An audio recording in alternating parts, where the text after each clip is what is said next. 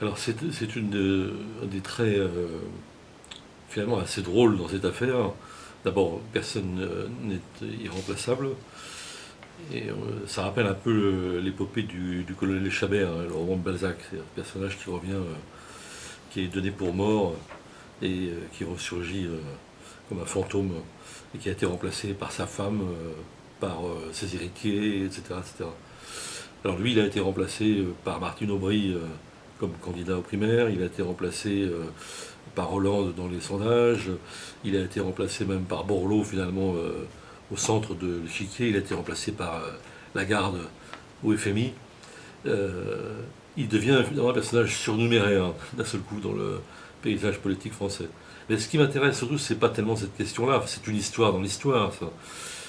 C'est l'empressement, pas seulement des journalistes, pas seulement médiatiques, mais aussi des politiques qui n'ont pas attendu, disons, l'échéance du 18 juillet pour voir à son remplacement, si par hasard il était en effet libre de ses mouvements le 18 juillet.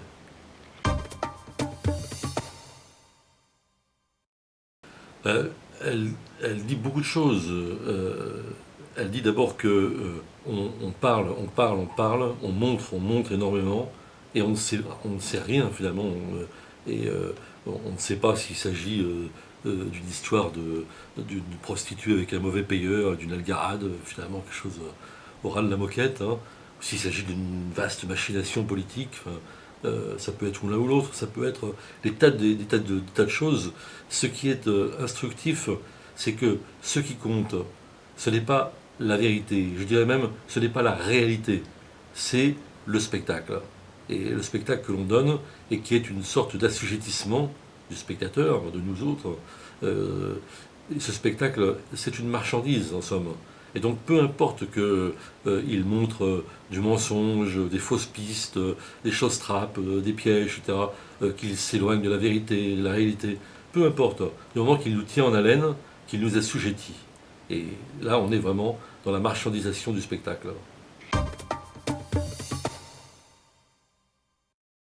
Alors évidemment, si j'évoque cette société du spectacle chère jadis à Guy Debord, c'est parce que cette société du spectacle a une fonction, qui n'est pas simplement de nous assujettir pour nous aliéner, hein, mais nous détourner d'autres problèmes, de vrais problèmes.